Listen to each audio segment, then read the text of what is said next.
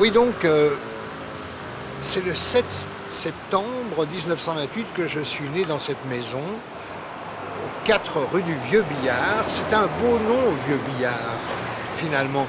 Et c'est un vieux jeu en même temps, donc ça me prédisposait, je pense, au jeu.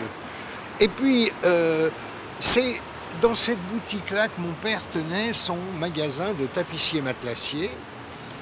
Donc j'y ai beaucoup joué, il y avait une cour, il y a une cour derrière, et j'aidais des fois mon père à carder le crin pour faire les matelas, les fauteuils. Donc j'ai beaucoup fréquenté cette boutique. Moi j'étais au 3e étage, là-haut, ça donnait, une fenêtre donnait là-dessus, et c'était étonnant parce que c'est un de mes premiers souvenirs, c'est, je crois, le premier souvenir qui me reste. J'étais dans un fauteuil crapaud, à velours rouge, près de la fenêtre, là-bas. J'étais tout petit, et je me souviens, la fenêtre était ouverte et le soleil m'arrivait. Je me prélassais sur ce fauteuil crapaud, et c'est le souvenir que je garde vraiment énormément. Il faut croire que j'étais donc prédisposé à m'endormir sur des crapauds assez régulièrement au soleil et à faire une bonne sieste. Néanmoins, j'ai commencé à travailler. D'abord, on a travaillé beaucoup en changeant quand même de lieu. Mais ce qu'il y a de marrant, c'est qu'on habitait donc aux 3 rue du Vieux-Billard. On est parti pendant un temps avec mes parents au bout de la plaine de Plainpalais. Donc j'ai connu la plaine dans son entier. J'ai joué dans la plaine un peu partout, vraiment, d'ici aux acacias presque. Et donc, on est resté quelque temps là-bas. Et quand on est revenu habiter aux 2 de la rue du Vieux-Billard, juste la maison à côté, au 1er étage. Et là, j'étais déjà adolescent. Et puis après, on a habité, alors là-haut, dans ce perchoir qui est tout là-haut, donc à l'avenue du Mail. C'est un appartement qu'on a habité quelque temps là-haut. Et en fin de compte, moi, je suis parti de là-haut pour aller en France, donc travailler. Et puis mes parents ont habité quelque temps après au 14 rue du Vieux-Billard, c'est-à-dire un tout petit peu plus bas ici. Donc je peux dire que cette rue, finalement, m'appartient de droit. De droit de naissance d'ailleurs, déjà, et puis en même temps de droit d'occupation. J'ai vraiment été... Il y avait une petite cour à l'arrière qui donnait sur... Les murs donnaient sur la polyclinique à l'époque, qui était juste à côté. Et dans cette cour, on jouait énormément, évidemment. Et puis on jouait aussi sur la plaine de Plainpalais. On jouait à des jeux différents. Il y avait à l'époque de l'herbe partout. Et on jouait au foot sur la plaine. On jouait dans les allées à côté au hockey sur roulette. Et puis aussi entre les arbres, on jouait au ballon prisonnier. Mais ça, c'était un jeu différent parce que ce jeu admettait les filles. Et quand on est adolescent, quand on commence, c'était important. Donc le soir, à la tombée de la nuit, à la brune, comme on disait, on jouait au ballon pris-pris, comme on disait, avec ces demoiselles du quartier. Après quoi, on pouvait jouer à la bague d'or, on pouvait évidemment aller dans les découvertes d'un monde, d'un continent qui nous était peu connu jusque-là. À partir de là, on jouait aussi à mettre en place des petits scénarios. C'était des sortes de mini-pièces qu'on appréhendait comme ça, on jouait des personnages. C'était peut-être l'invention des jeux de rôle qu'on jouait comme ça, on s'attribuait des tâches et on les mettait au point en 2-3 soirs comme ça, régulièrement. Donc il y avait tout un aspect consacré, je dirais, à l'éveil du jeu, plus qu'au jeu lui-même.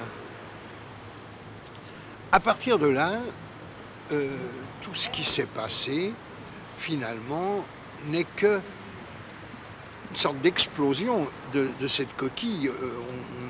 On a quitté ce lieu et on est... Mais je crois que partout où on va, ça me paraît peut-être banal, mais partout où on va, on reconstitue une partie de ce qu'on avait, de ce qu'on a perdu et qui nous a quelque part formés. C'est-à-dire qu'il y avait tout le temps, au cours des différents lieux que j'ai occupés dans ma vie, en France beaucoup, en Belgique et tout, il y avait toujours la préoccupation d'avoir une sorte il fallait que il faut que ce soit pas trop près du lieu de travail. Comme là, mon père descendait trois marches, trois étages même, et il travaillait. Donc moi, j'ai toujours eu l'impression que si j'étais très loin du lieu de travail, j'étais malheureux. Donc j'essaye toujours de me loger pas loin des théâtres. Comme maintenant, par exemple, je suis pas loin de Saint-Gervais. Donc il y a un côté, je dirais, dans la multiplicité des déplacements, il y a un côté casanier. On est quand même quelque part, on est bloqué sur des impressions, des sensations qu'on a eues très jeunes. D'où ce pèlerinage aujourd'hui dans cette rue du Vieux-Billard. D'autant qu'en face, il y avait un bâtiment étrange, la salle Carrie, qui était une salle de paroisse et où on donnait des représentations théâtrales. C'est qu'on montait évidemment des spectacles. Et moi, très jeune, j'ai joué des spectacles de toutes sortes, de la paroisse, de la laïcité. Enfin bon, tout était mélangé. Il n'y avait pas le même type de, je sais pas, d'agressivité ou de combat qu'il y a eu à un moment donné. Alors on pouvait très bien aller... Ça me rappelle l'Italie. À part, j'ai vu un truc formidable une fois. Je voyais les gens, ils étaient à la messe. Des braves paysans, ouvriers des environs de Parme. Et ils sortaient juste avant la fin de la messe. Ils s'installaient sur le parvis et ils vendaient l'unita. Donc ils étaient communistes. Donc ils allaient à la messe et en même temps, ils vendaient le canard communiste. Et j'ai trouvé ça assez formidable finalement de pouvoir concilier des choses. Alors je ne sais pas si ça peut tenir jusqu'au bout, mais c'est un des éléments qui, moi, me trouble dans le monde actuel. C'est pourquoi on ne pourrait pas avoir des champs d'activité complémentaires, différents, voire même parfois oppositionnels, qu'il s'agit simplement d'amener à la bonne entente. C'est incroyable ce que ça déclenche finalement comme le simple fait d'être ici finalement, c'est géographique. Je préférais que ce soit temporel, parce que je peux retourner dans le lieu, mais malheureusement je ne peux pas retourner dans le temps. Et à partir d'un certain âge, on sait que c'est dommage.